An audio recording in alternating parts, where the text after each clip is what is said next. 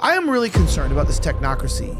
Who's really, you think, in the lead right now in this race to control the AI computer? Whoever controls the AI and the tech will rule the future. A lot of the tech stuff actually comes out of the MK Ultra mind control projects of the CIA in the 1940s and 50s. Ultimately, technocracy, as Quigley says, is control. It's ultimately humans being removed from the equation. So ultimately, AI is intended to be the thing that will run everything. It's a long-term plan to get the population down. Every nation has a Pentagon plan and strategy that's long-term to get the nation's populations down to merge them into the technocracy. Welcome back to another episode of Almost Serious. My name is Elijah Schaffer. I'll be hosting today's show. My guest joining me all the way from somewhere around the same area. His name is Jay Dyer. He's an American author you're all probably familiar with. He's a infamous podcaster. You've seen him debate some of the lowest forms of life, including on the Piers Morgan show. And he's a cultural critic known for his deep dives into Hollywood, philosophy, and geopolitics. A weird intersection of things that you didn't know go together, but apparently they do. He's also written Esoteric Hollywood and Esoteric Hollywood 2, books that you can see, one right here, and you'll see the other one in just a moment, analyzing hidden symbols in film, and co-hosted Hollywood Decoded. He's hosting Jay's Analysis. Dyer explores media, conspiracy theories, and theology, amassing over 160,000 YouTube subscribers, bigger than multiple football stadiums all together at once. A frequent guest on shows like The Mel K Show and reoccurring host on InfoWars, he blends humor with a sharp critique of the globalist agenda. And also, we found out a writer on some of the work of Sam Hyde, some of those amazing speeches, monologues you saw. He helped with those. We always give the credit to Sam Hyde for presenting them. But who is he? Why is he here? We're talking about so many interesting topics. Welcome to Almost Serious for the first time, Mr. Jay Dyer. Thank you. Glad to be here. All right, so look, I'm almost serious. Yeah, we're almost serious. We're relaxed, and I've had you throughout the week. If people are watching this for the first time, you can watch. The last couple nights he was on The Rift, which is our show Monday through Friday at 7 p.m. You can see the previous episode was about modern events. We did a special episode Friday night that you can watch about orthodoxy in general. So if you wanted that expert analysis on what was going on there. But today I want to talk about a few very interesting things. I just wanted to jump in and ask you a really important thing. So obviously you have a background all over the field, but I know you've been talking a lot recently about this rise in technocracy, this rise in Palantir. And I feel like I want to, jump into some of this stuff. You have a few books. One of those there, From Zero to One by Peter Thiel, right? Can I ask you a question about technocracy? Everyone says that we are headed towards one, or we live in one, right? We are in a technocratic, feudalistic society. But what defines a modern day technocracy, and how has it evolved, and what exactly is that, since apparently we're all living in it? It's defined as rule by experts and rule by technology. So especially technological experts or technocrat. So a technocracy is ruled by a managerial class that thinks that expertise, scientific training, etc., are the best means by which a society can be organized and led. So the official technocratic ideas come out of the 1910s, 20s, 30s. You had a technocratic party. You had amongst the elites of the British Empire quite a few who became convinced and wrote way ahead of time about where we would be now. People like H.G. Wells, people like Bertrand Russell, notable famous technocrats, even to a degree, Aldous Huxley. People think that Brave New World was a warning. It's much more of a template. There's a famous essay by one of the royals, one of the elites named Lord Birkenhead. And Birkenhead wrote an essay in Cosmopolitan magazine back in the 1920s where he said that we would live in the future in a society where birds would be controlled by the state. It would be allotted according to, the needs of the state. It would be essentially what you see in Brave New World. So we're in a situation that's been planned for a long time, not necessarily every detail, but the overall planning is there. And then that in the 1960s and 70s, there's a great chapter in the middle of Tragedy and Hope called Managerial Class, where he says basically that cities and societies of the future will be run around giant AI computers.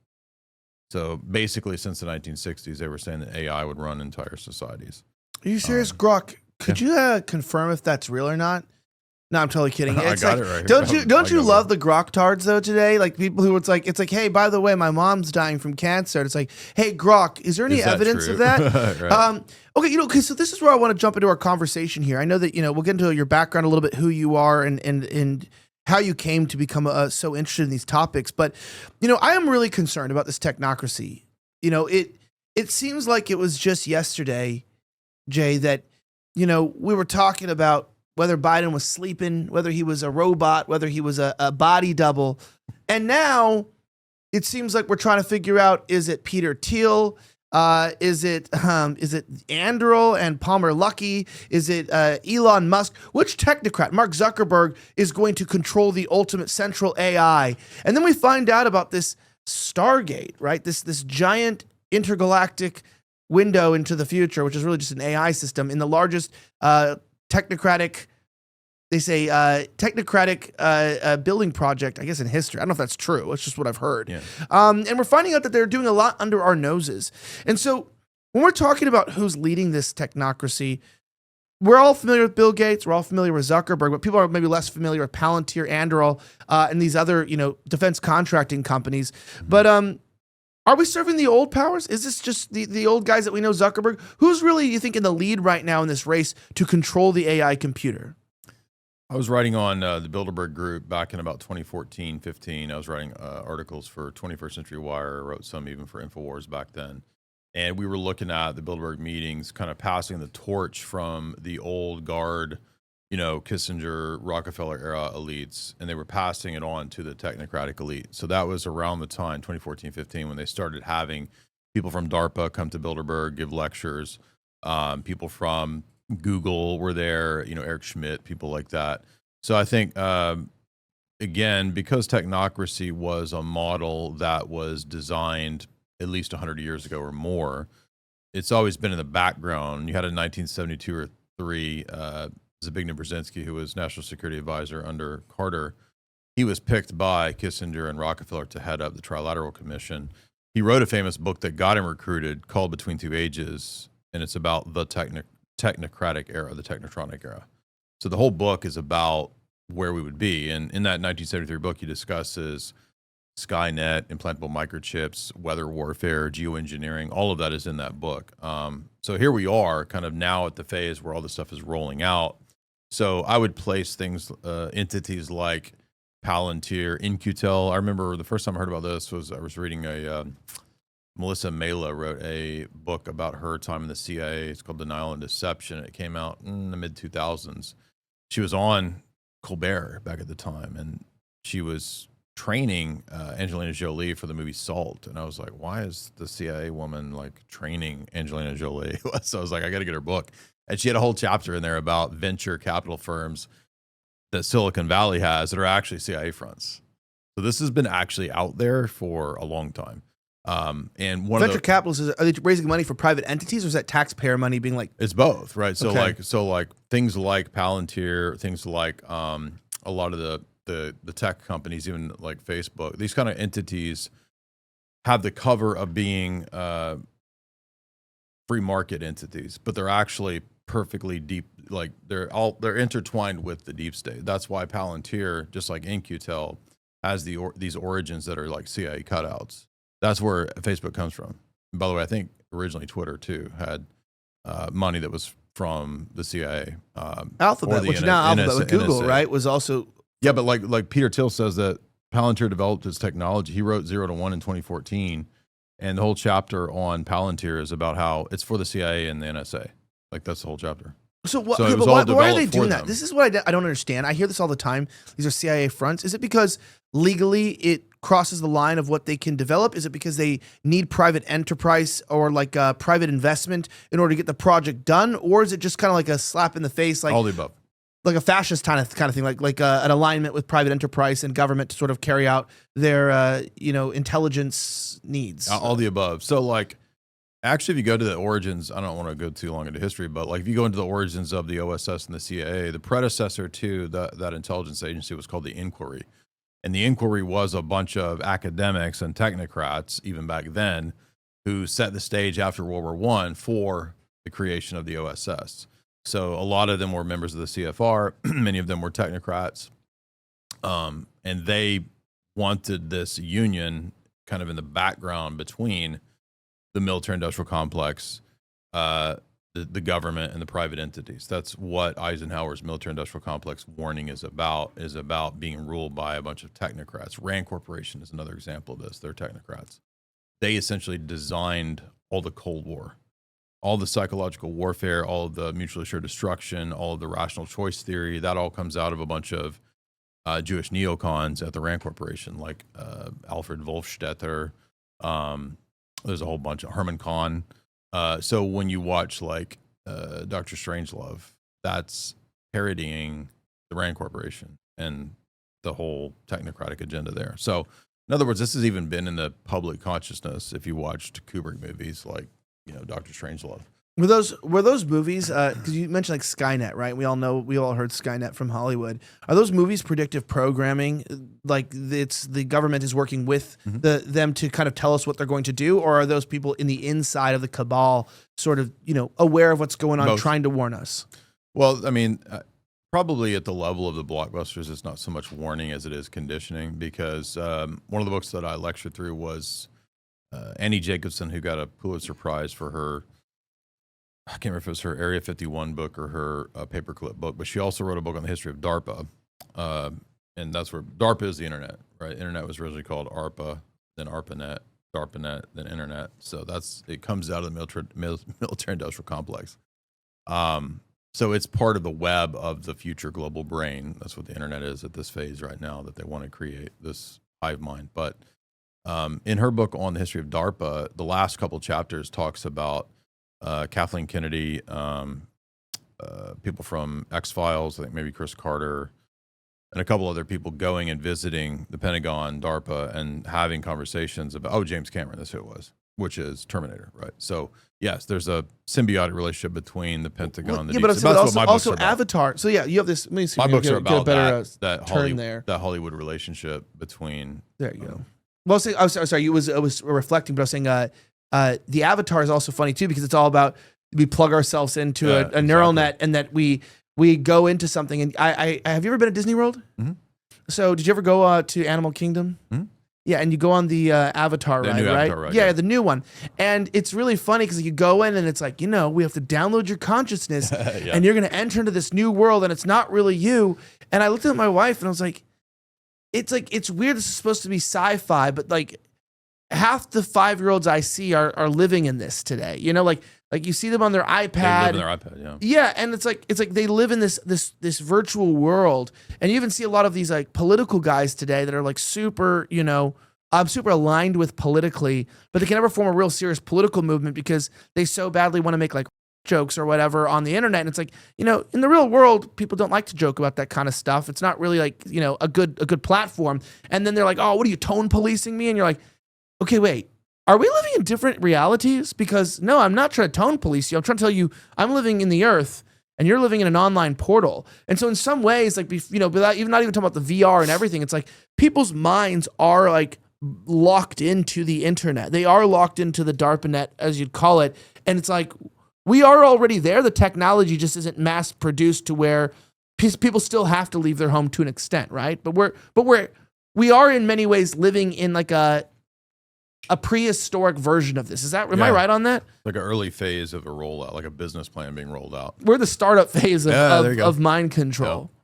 Yeah, and all this actually, a lot of the tech stuff actually comes out of the MK Ultra mind control projects of the CIA in the 1940s and 50s. It just transitioned out of MK Ultra into MK Search and MK Delta, and they moved it to different bases and just made it about biometrics. So all of the implantables, whether it's nanotech or whatever, like all that's just the later iterations of the MK Ultra project, which was studying implantable microchips. That's just an early RFID chips. That's an early version they were doing in like the 50s on humans and monkeys and dolphins. John C. Lilly's a really interesting character who had a fixation on getting microchips in the brains of dolphins. But that was preparation for humans, right? So all of the books that, we think about from the global elite talk about the future implantable microchip. It's not a conspiracy theory. It's in Klaus Schwab's book. Last time I was on a couple of years ago with you, we talked about Fourth Industrial Revolution by Klaus Schwab. There's a whole chapter on microchipping the population to control them. So, well, and I've seen people mock even me, being like, "Oh, where's Klaus Schwab now? Because he's being replaced." I go, "Hey, Klaus Schwab is an idea to me. He's not a person. I don't think that." The prime minister, if I'm mad at Keir Starmer today because he's allowing mass migration, that if we outvote Keir Starmer and he leaves his party, that somehow we're going to stop getting mass migration. I understand that he's the head that represents the globalist cartel inside of the United Kingdom, just like I know Klaus Schwab represents this globalist control mechanism, this centrism of bringing together world nations away from their own borders, identities into this global release, right? And so I want to talk about this because, we hear a lot about Palantir, particularly in Anduril. I went to the Anduril headquarters in Costa Mesa, not purposefully, but it's always funny when you're down in Southern California and you see Raytheon, Northrop Grumman, you see Boeing, not very impressive buildings. And the amount of control, power, and force that's designed and built in these factories is alarming, right? The amount of global control. So I have a question. Are these new companies? Are Peter Thiel and his Max Karp? Is that his name? The head of Palantir, the CEO, something Karp. But are these new technocratic leads? This is like a new global cabal that's forming, or are they just like a new front? They're the chop shop, right? The front of the mafia. Are they serving older powers, or are these? Do you think these are actually like a new people that are trying to take control from the Bilderbergs, from this trilateral commission, CFR? I don't think they're trying to take the power. I think it was handed over at the meetings like in 2014 and 2015. I mean, those Bilderberg meetings were explicitly about the technocrats kind of passing on the torch to the next generation. I didn't know that. Yeah, so that's when you had Regina Dugan, who used to be at Google. She first started talking about body mod and wearable tech at the 2014 Bilderberg, because I remember writing a long article on that back at the time. This is when they kept coming out with all those videos, right, showing that they were going to have that wearable tech was this new VR world, but then the technology like Google Glasses didn't match any of the vision. So the vision's there. Right. They just haven't. Do they not have the technology, or are we not ready for it? Are we not ready to see it, but they have the technology? Are they gaslighting us? I mean, I don't know exactly what, a lot of this stuff is proprietary. It's guarded like a government guards its secrets. So I have no idea, how advanced it really is, or how AI really is, that DARPA has or whatever. But I think what happens probably is that what rolls out to the public is probably an older model, and what they actually have is probably 10, 20 years more advanced. I remember the first time I heard about AI being able to pull up everything about you. I heard about that in 2014. And CNN had actually done an article. So like the way that we see Chat GPT and stuff work today, like who is Jordan Peterson? Then it spits out, Jordan Peterson, and then it tells everything about them, right? They had that in 2014, supposedly on anybody. There was this whole CNN report about it. So that was 11 years ago. So I would imagine that it's probably, way more advanced, but who knows? I mean, I just go by what I can kind of document and demonstrate, because I think what's most surprising that people, if you don't get into all the books of the elite, is how much they just talk about what their plans are. Like, it's all out there. They don't even hide it. This is not illegal. Like what they're doing, it's not illegal. And I like what Peter Thiel said, and what Palantir released a statement saying, like, what we're doing is legal. This mainframe we're building for the United States government is legal. And it's like, well, yeah, I mean, when you're working for the government, of course, everything you're going to do is legal, because if it's illegal, you would change the law. And also, if the enforcers of the law won't enforce the law, then technically legality is a matter of whether you choose to enforce a piece of paper. Yeah. Like against the law is of question, right? So, you can be wrongfully convicted of a crime you didn't commit, and that's still technically legal. But it doesn't mean that it's, ethically or morally, illegally up to the standard of ethics, of justice, right? It doesn't mean it's good and just for the people. It just means you're not going to go to jail for it. I love how they try to reassure us, because what I don't understand, though, is we have all this technology right around us, particularly these things, which I think I was talking to Dr. Jack Cruz, and he was telling me that, is it in your front pocket? It's in my back. Oh, let's go. He was telling me, this is one of the main things that's affecting our testosterone production in our bodies. It's the EMF from these Ford 5G towers and our cell phones that are just cooking our balls, right? Right. Our testicles are hurting. And not the good kind of hurting from your goth girlfriend, but the bad kind of hurting. This is stuff that is generationally causing a reduction in testosterone.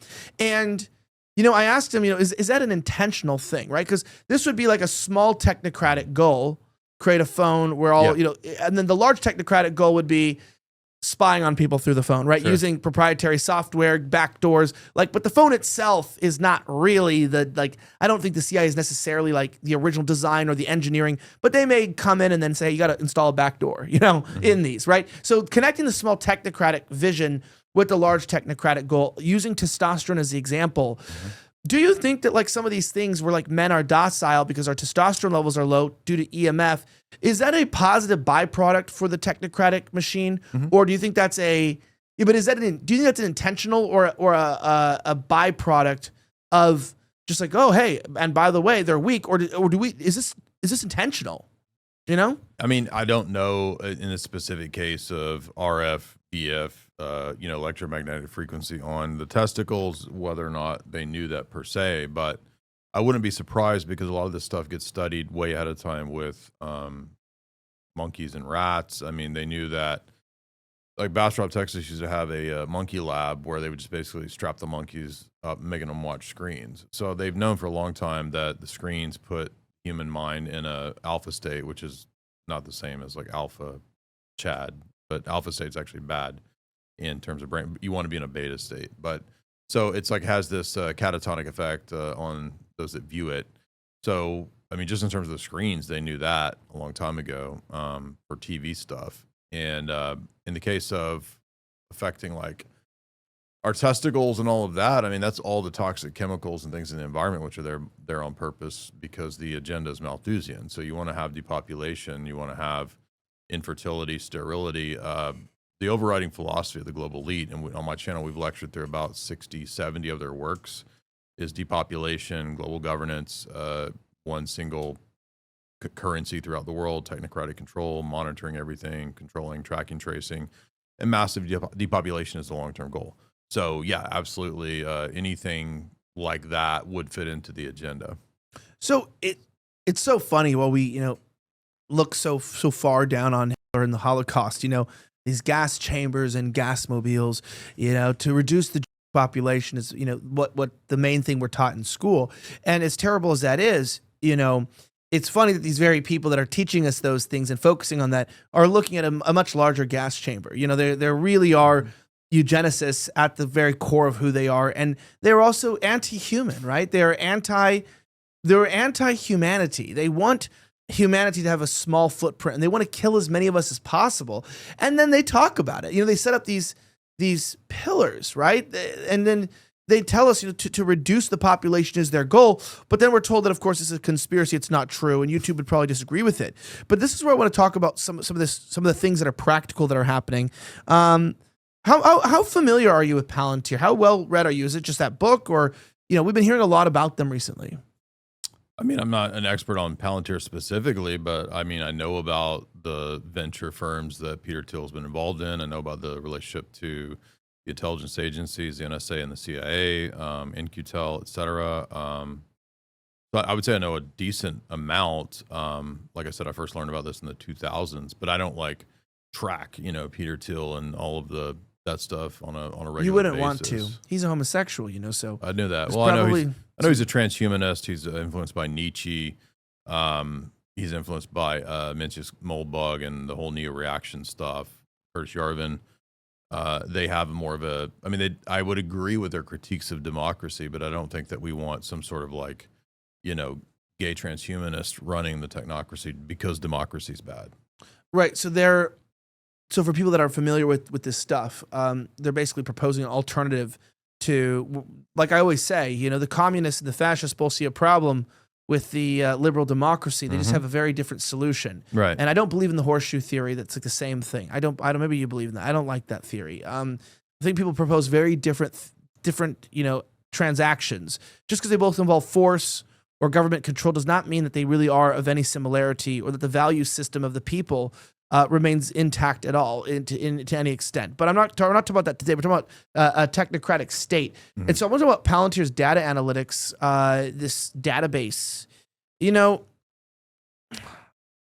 do you feel like this is just a move in a direction towards a safer country, or do you think this is actually enabling his technocratic state under Trump? Talk to me about this. See, you have your highlights. Well, I think the concern is that, as he writes here, we already knew the FBI was interested in 2004 when we founded Palantir, a software company that helps people extract insight from various sources of information. The company is on track, he wrote this in 2014, for $1 billion in 2014. Forbes calls Palantir the killer app.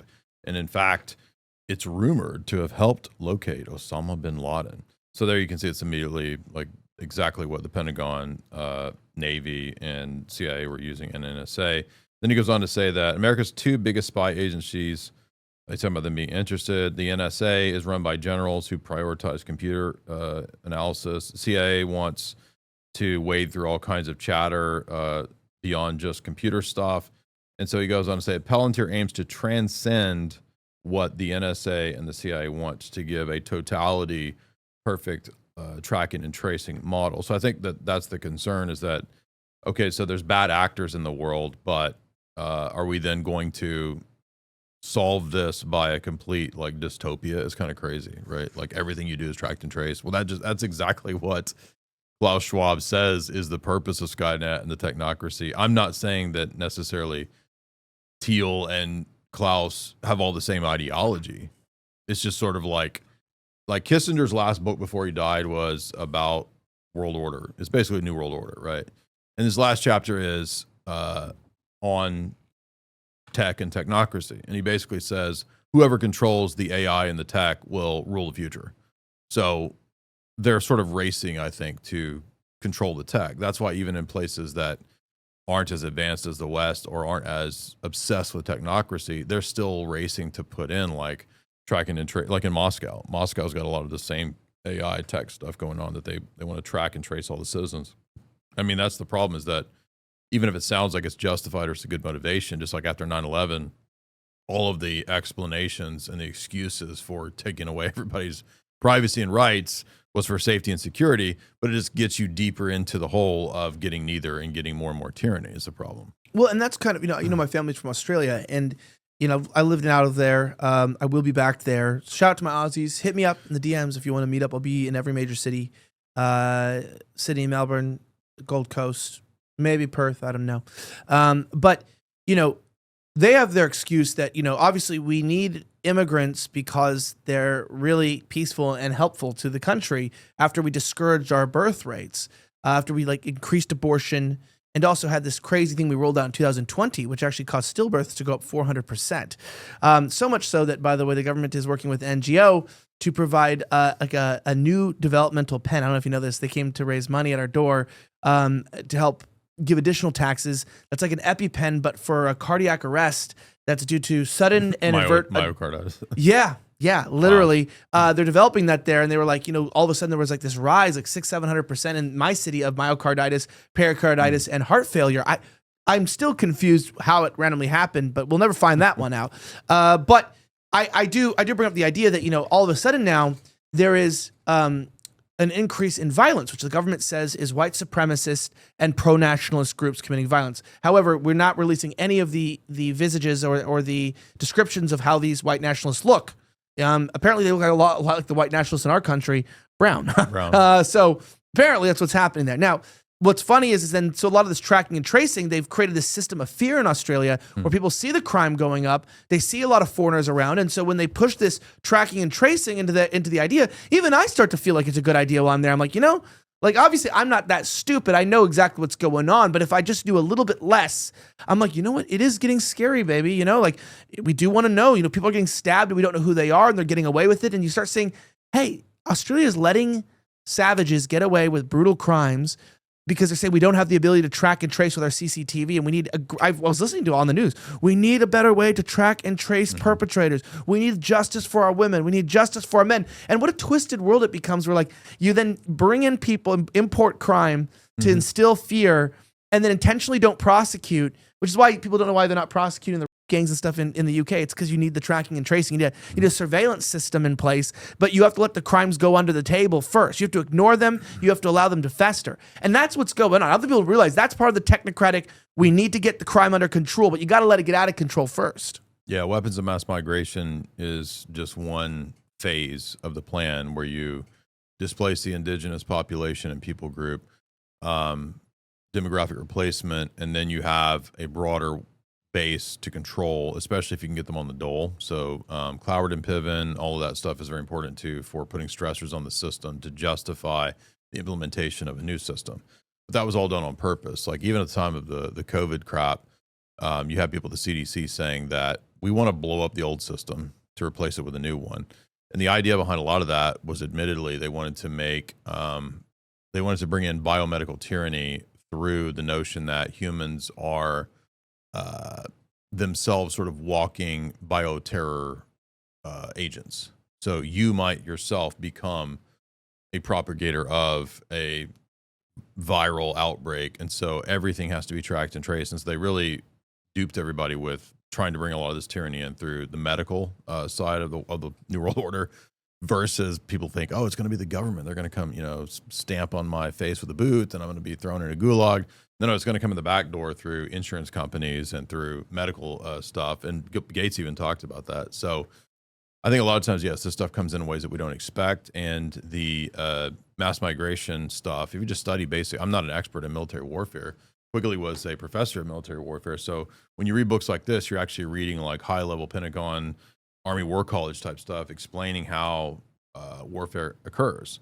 The only difference is that it's not America versus, Russia. It's the technocratic elite using the previous warfare strategies on the domestic population.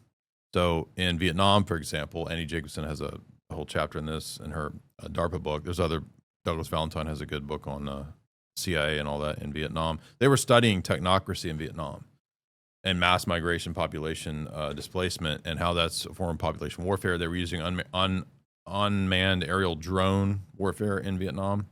That was the first place it came out. So this is a long-term plan and strategy by people who are committed to Malthusianism, depopulation, technocracy, et cetera. And so when we see the gangs and all that, that's just one phase of a big, broader plan. They were talking about importing Islam all throughout the UK and Europe over 100 years ago by design. Really? Yeah. I didn't know it was that long. Hmm?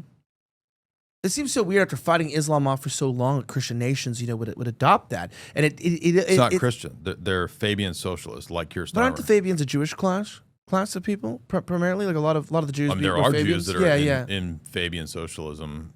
Yeah. As an ideology, but I'm saying like the UK elite, the last 100 years, have had the Labour Party is the Fabian Socialist Party. They just renamed it Labour. It used to be called the Fabian Socialist Party. We got all the institutions that you think of as like globalist, IMF, World Bank, Aspen Institute. Their explicit ideology is Fabian socialism, which is Marxism, socialism blended with monopoly capital. It's called reformed Marxism. And we got this as a result of winning World War II. Yeah, except that Felix Frankfurter and people like that, the famous judges, were also explicit Fabian socialists. Woodrow Wilson was a Fabian socialist president.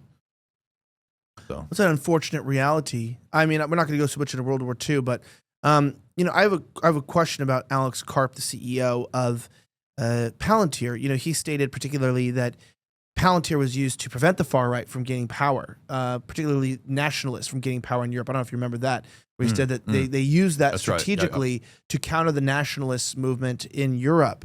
Do you think, though, that his Western value stance masks the authoritarian aims of these people? Can you explain that to us, or why? Yeah, so a lot, I think, like Yarvin and Thiel and others are, maybe not so much Curtis Yarvin, but Thiel has been known as a libertarian for so long. And the problem with libertarianism is that it's a inconsistent mixed philosophy, because on the one hand, libertarians have consistently promoted open borders. The state is, basically nothing. We shouldn't have tariffs. We shouldn't have strong border controls because, governments are made up, man. It's tyranny or whatever. So anarcho-capitalists and libertarian proponents have devalued the legitimate role of the state to protect the people from rapacious corporations who bring in these migrants and foreign workers, not just because they're cheap labor, but also because in the long term, it can fit Thiel and others' design of a technocratic superclass that are the Nietzschean Übermensch that rule over a feudal class. So it's like a new form of feudalism, neo-feudalism, that Quigley talked about. He said that when you get the managerial technocratic class, it's just going to be a return to medieval feudalism. And for like dorks that think, oh yeah, it's going to be cool because it's like Crusaders and shit. No. It's you underneath Peter Thiel.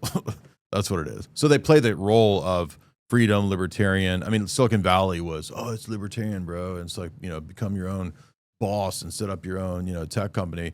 It was never that, though. It's a deep state military industrial complex, CIA, NSA front that uses the energy of the free market to build the superstructure and the favored companies that get tax breaks to become Facebook. You couldn't become Facebook without, it's not organic. That's so dumb. Without government contracts, without, even the movie like hinted at the NSA being in the background. If you remember the Zuckerberg, the Social Network movie, it's like he goes and meets with these shady dudes, and you know what I mean? It's yeah, like and they want control. And you also find that with like pretty much with every company is that there's suddenly like a angel investment. The company's suddenly worth $80 billion, and they get a $30 billion. It's like, who's giving $30 billion? That's what someone asked me, like, who's investing in a lot of these companies? Like, honestly, our government or other governments? Like, usually it's governments. Like, I mean, who's fronting $30 billion? It's a good question. Probably you. It's probably you. Or they printed it. As we're talking about that, though, I do want to remind people, it is kind of crazy that, what we're running here at Rift TV is, we had our other Almost Serious channel. It was monetized as well, but we started this whole new channel and just kind of brought it all together. And appreciate you guys watching as, we're offering you guys for free, right? Content 7 days a week. If you want to support us, though, the easiest way to support us is join our locals today at ElijahSchaffer.locals.com. It's the easiest way for you to join and support this show. You can join for free, or you can join and become a member. And guys, we are giving an extra portion free of all of our live shows throughout the week directly on the website. So when you join, it's a community. If you're watching on Rumble, you just hit the little red button down below. Or if you're on YouTube, you can just click the link in the description. It's basically a membership site, but it's like a social media. You can connect with each other. That's what I think is so cool about it, is if you join the website, you can also get an invite to our Discord server. So if you want to meet the crazy people who watch this show and make a community, some of you guys have even started dating and stuff, which is really cool. I encourage you to join. And you can also, which I'll mention a little bit towards the end, you can check out our advertisers in the description. We have Van Man Tallow, which of course they have tallow, toothpaste, deodorant, all the products you use, including sunscreen, without any of the harmful chemicals. You can get that at vanman.shop/Elijah, promo code Elijah for 10% off. And you can also check out testosterone support booster, Man's Edge with NO2 fenugreek, as well as IGF. These are natural, clinically proven ingredients that are given to you in a patented carbon delivery form, so you can see your testosterone boost up to 46%. And these are ways to get your libido up, your lifestyle to feel more energetic, and to stop feeling fatigued. So check out these amazing products. They're also nice in glass containers. They're made well, and they're available for you directly in the description. Get 10% off the Van Man and 60% off when you select auto ship, Man's Edge, and these products. Check them out. Encourage you. Those are great ways to support the show. Now, as we're talking about Palantir, I think what's interesting is that, like you mentioned, with Silicon Valley, with it being, using the momentum and the energy, it's a little bit like the media, right? So like I got into the media thinking this was really cool, and then you realize that by proxy, the conservative media establishment is made to be a proxy of the GOP. And I don't know how I'd have to explain how that's connected to the government, since the GOP is the government. But CIA, NSA, everything aside, everyone's always like, that guy's a Fed, that guy's a Fed. Yes, there's lots of Feds in the government. Okay, there are tons of them that work in media. Yeah. But with conservative media, I just want to remind people that that the media is supposed to support the government, because when Tucker Carlson gave some pushback on Ted Cruz, it was actually pretty light banter. It was like, hey, you're super at war. Like, that's pretty serious, Senator. It's like, yes, okay. And then he's going on podcast today. Then he has backup podcasts that Ted Cruz is on today, being like, here, let me explain to you why Tucker's really wrong. Like the mop up, you realize that it's like, hey, Tucker, you're all supposed to be supporting our agenda. You're not supposed to be questioning us. Everybody knows that MSNBC and CNN and stuff are that for the left, right? That they are this pro-government entity. But on the right, people kind of think that we have this independent media network, and that does play a role in the technocratic future. The control of information isn't just censorship. It's also when you get the appearance of these people, but they're really working for the big tech companies. They're working for ad dollars. They're not even necessarily evil, or straight up, as we've seen, I've been told people, I've been offered money from NGOs to just lie on behalf of the IDF. And I've exposed it throughout the years, back closer to October, just to lie about things. It's not just our government, it's other governments too. I'm saying it's pretty much everything you think where information is shared, gathered, and also, conceived. That's usually where you find these people. Am I right on that? And that's what the technocracy is about. It's about controlling what you know, what you can know, and what you can or cannot do. But it cannot do that until it controls what you do or do not know, right? It's kind of trying to keep you naive. I don't know if that's as deep as it. It's not really a deep explanation, but it's like you can't know what you don't know. So they'll keep you in the dark as much as they can, right? And then what you do know, they try to manipulate it so that you feel like you know something, but you don't. You're only allowed within a certain magic circle to ask certain questions. So questions outside of the approved circle of left and right are already disqualified as not legitimate questions to even ask. So you're not even supposed to talk about NGOs, think tanks, and foundations because it's just the left versus the GOP. That's the acceptable circle of discourse. But what's interesting is that at times things break through that. That Tucker interview was crucial, I think, for breaking through this fake, boomer evangelical, worship of Zionism that we've had for so long. That's an unallowable question for so long. And now we're beginning to break free of that. So that's a good sign. And I think the same thing with the comedians that have been pioneering the N-word, because that's breaking the spell of like control of thought, control of speech. So you're absolutely right that ultimately technocracy, as Quigley says, is control. It's not just management by experts. It's ultimately humans being removed from the equation and management by the ultimate in unerring, non-emotional expert, the computer or the algorithm. So ultimately AI is intended to be the thing that will run everything to ensure that there's no human emotion entering the equation and thus no mistakes made in that way. So everything would be completely efficient, completely controlled by quantification, by numbers. So that's what, you're right. Technocracy is ultimately just a total control.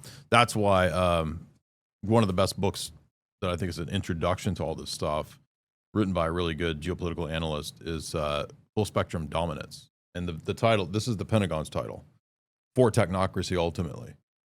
Mastering the Human Domain is another title the Air Force used. This is just the Pentagon's title, Full Spectrum Dominance by F. William Engdahl. And he calls it totalitarian democracy because it's using the cloak of humanitarianism, of the left, libertarianism. If you want to talk about the right and the GOP, there's a really good argument to be made that the paleo-conservative movement, you were talking about Pat Buchanan's book, right, that you guys are covering, that all got subverted by people like William F. Buckley from the CIA, who basically transitioned the paleocon and traditional conservative movement in America into libertarianism. That's how you get the GDP is all that matters, and you can be trans and gay and be conservative. Like that's right. And they also took the Tea Party movement, people that were mad about spending and taxes, and turned it into this neocon Zionist, stuff, Zionist movement, which was definitely. I mean, I don't think they've covered that yet in the book where we're at in the book club. Well, Buckley did that too. William F. Buckley and James Jesus Angleton in the Cold War basically they basically argued that we have to be pro-Israel, pro-Zionist because of the Cold War. So that was the argument back then. If you remember when the JFK files came out, I don't know if you saw the one about that Angleton had a back door that he was getting everything to the Israelis. I did not see that. That was in the JFK files, yeah. I'm not surprised, though, because, a lot of things a lot of things, this is what people don't realize too. The technocratic thing is they've also slowed down technology sometimes to make certain things less available. Like we found out that a lot of our records are in a mine and use a pulley system to get the records, meaning that could have been modernized decades ago. But it's intentionally difficult to access key information, not for any other reason than they just don't want you to know things, and they want to make it very difficult and very hard. And it's also kind of funny because like what I want to ask you about a little bit with this is this the company I mentioned earlier, Anduril, you know, Palmer Luckey, I think he's still the CEO, right? But he's an interesting fellow. You know, these are always very interesting fellows. I don't know if you saw his interview recently with one of the mainstream outlets where they asked him about, you know, the development of AI. Now, of course, his autonomous, you know, weaponry is phenomenal American engineering. I mean, I don't like the far right sometimes, you know, criticism of these people. I mean, really, it's a testament to really how intelligent, how advanced our country is that we even have a government that's able to use the private, you know, sector to develop these things. I mean, people are very talented here, and they're very skilled, and I really commend the American spirit, mind, and ingenuity. I just think a lot of people are being duped, and I think a lot of people know they're being duped, and they're afraid to speak out. So we talk about Palantir, and Palantir has their ICE contracts, right? This idea of this database to collect information to help with ICE deportations. Then you have Anduril's autonomous, you know, surveillance systems that are supposed to go to the border for border control. It's like, okay, do you think that these contracts that are going out to these, you know, entrepreneurs, Thiel and Luckey at these companies, Palantir and Anduril, are these really about like border security, or is this kind of like the Patriot Act laying a groundwork for, like you said, 9/11, yeah, is this just like, it's like, oh, border security, like, and that makes me wonder then, is Trump really against this, or did Biden have to do what he had to do so that it would get so bad that Trump could enact these companies to contract them to create this border surveillance because this was all part of the plan? Like sometimes I just wonder, am I getting duped? Is Trump a part of it? Again, I mean, I think it's hard to say for sure, like what each person knows deep down. Like, does he really know what's going on? I mean, I don't get the impression that Trump, he seems more like a bull in a china shop rather than somebody who totally knows every angle of all this. And I mean, I don't know that he's read Brzezinski and Kissinger. I don't know, he's heard of them. He probably met them at some point, but I doubt he's like fully read into like full spectrum dominance and stuff like that. I think he's probably too busy managing real estate, casinos, that kind of stuff, and when he's not, you know, golfing and being president or whatever. But again, it's hard to know how much, because also, as Alex always points out, like the people around Trump oftentimes keep a lot of information from him because they want him to have a certain narrative. So that's very likely too with Trump himself. So I think he's just kind of a chaotic figure because he'll just kind of do what you don't expect. So I have no idea what he does and doesn't know, but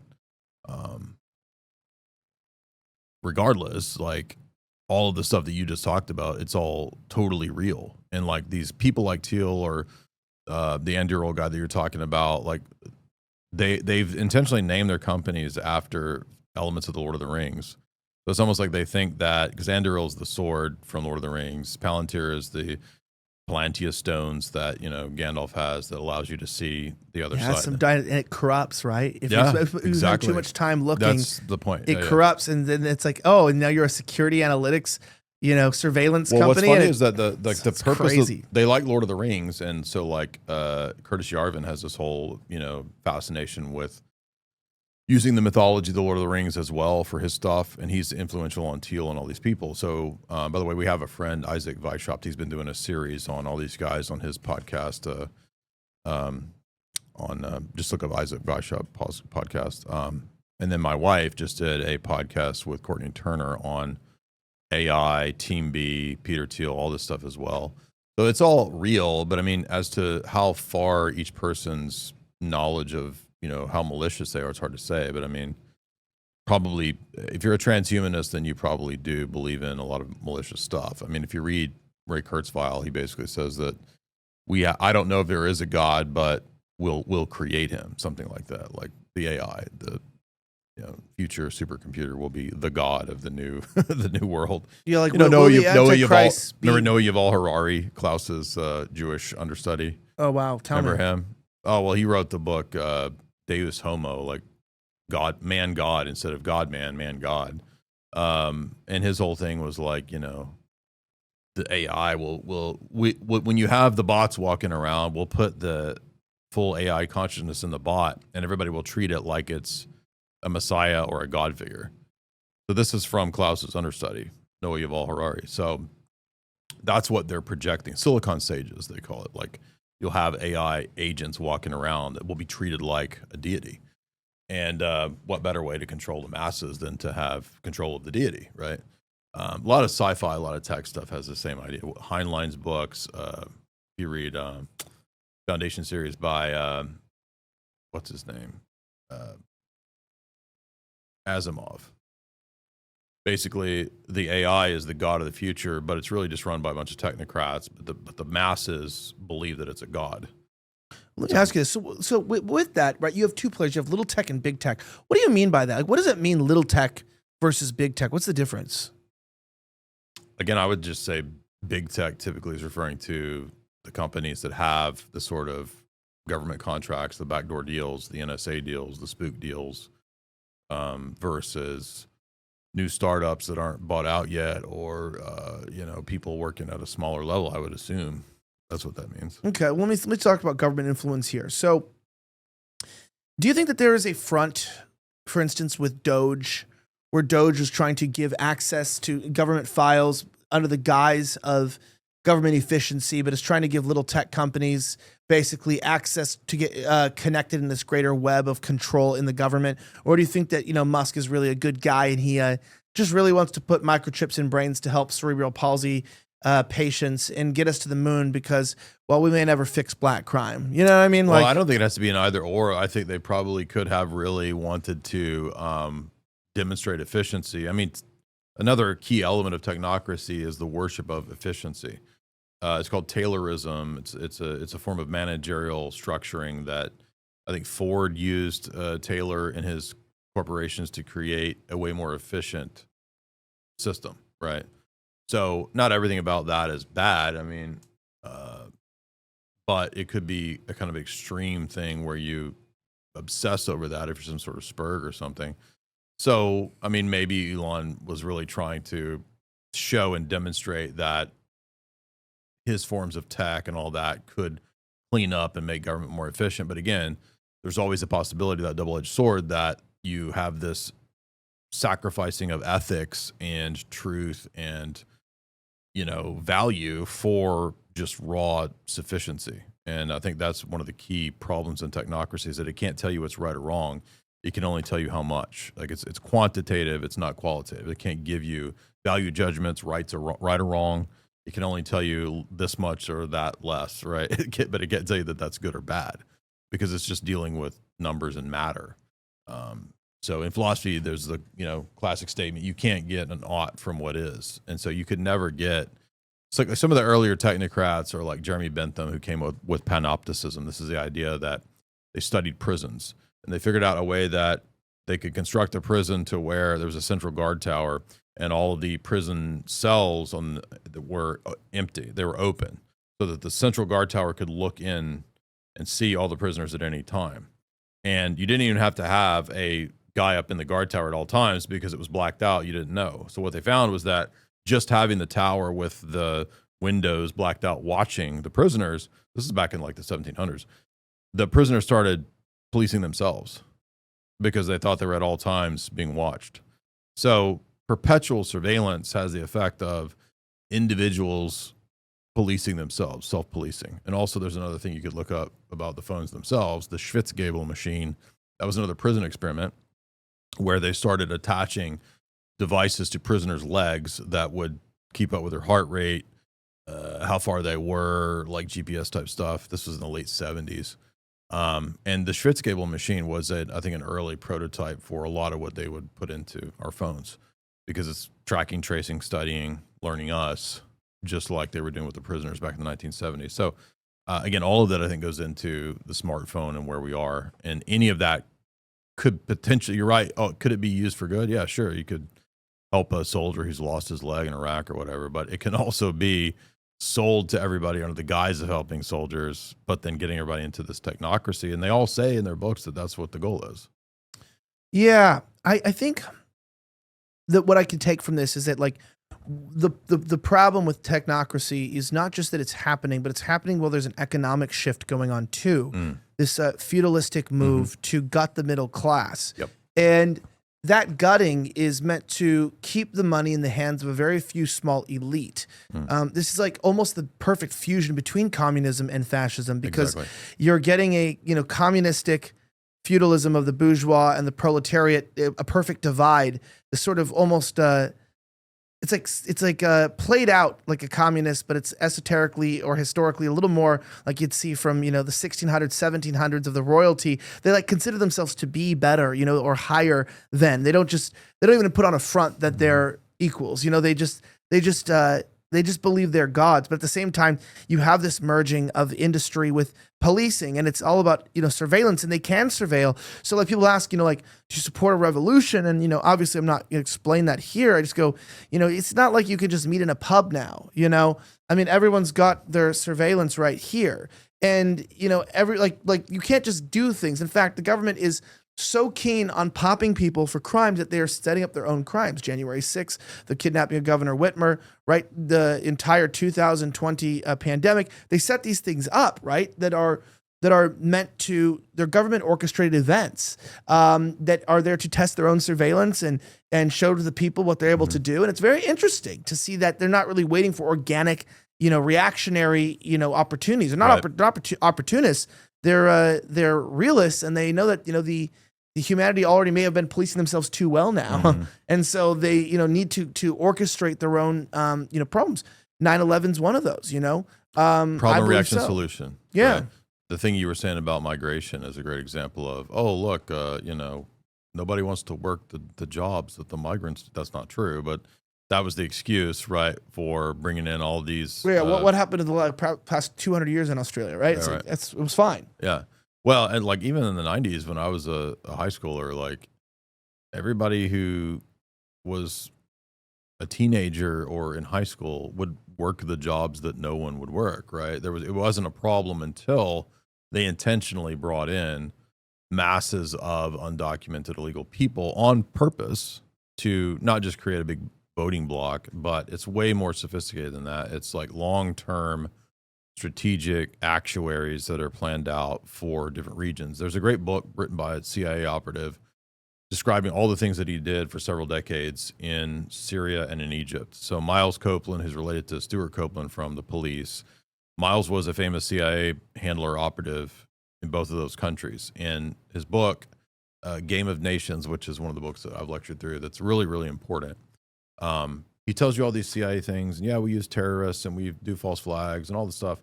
And then he gets into the book and he's like, if you really want to understand what we're up to, it's not fighting Soviets and this and that. He's like, it's a long-term plan to, in the case of Egypt, modernize it, industrialize it, to get the population down. That's it. Every nation has a Pentagon plan and strategy that's long-term to get the nation's populations down, to merge them into the technocracy. So he says if you want to understand what all this CIA stuff is about, it's not James Bond shit. He's like, it's reorganizing these countries for a future technocracy. So the CIA guy is saying, go read the CFR, Bertrand Russell, and all of these depopulation advocates if you really want to understand what we're up to.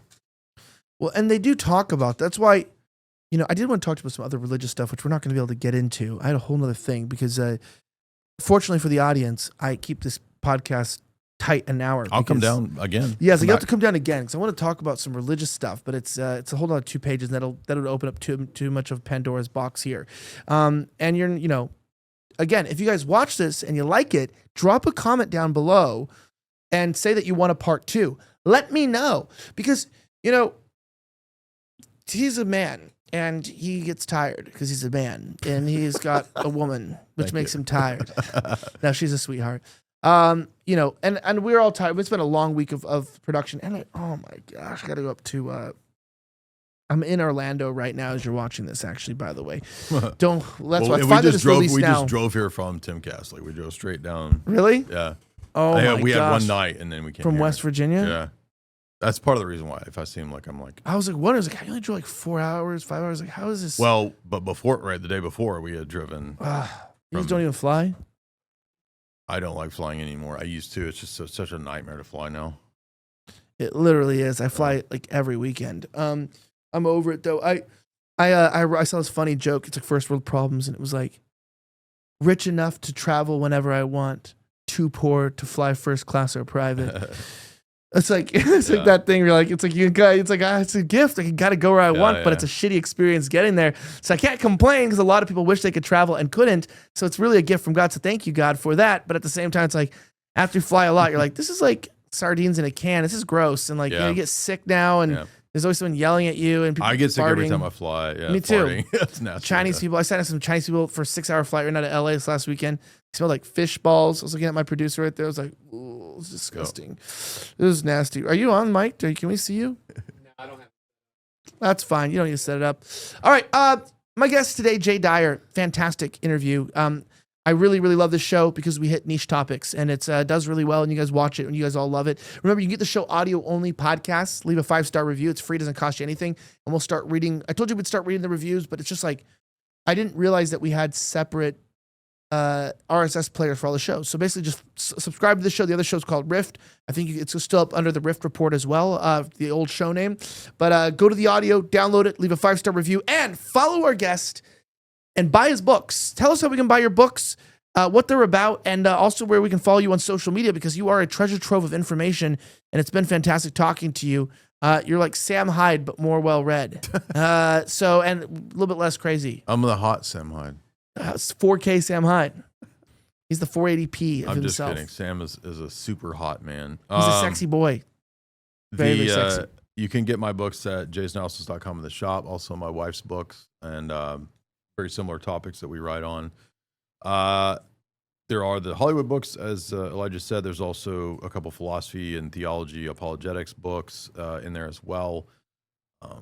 You can go ahead and pre-order Esoteric Hollywood 3, which is coming out in 1 month. So it took me a long time. It was about 2 years to write the third one. It was a lot of work.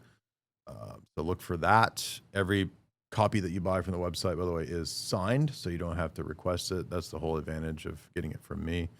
And then I have all these books that you see. Like, we lecture through these on my channel because a lot of people don't have time to read. So the value proposition of my channel is that I do your homework for you. So you can have me be the nerd that does the reading, and then I kind of explain it in an entertaining infotainment way. So you can find me at jaysanalysis.com. You can find me at Jay Dyer on Twitter, Jay Dyer on Instagram, and TikTok and YouTube. Amazing. To the rest of you guys watching, like I said, don't forget to follow us at ElijahSchaffer.locals.com. You can get more of the good stuff, and you can get more of this show.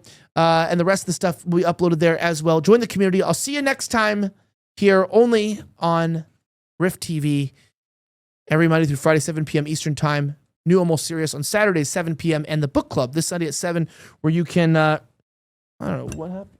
Oh, here it is.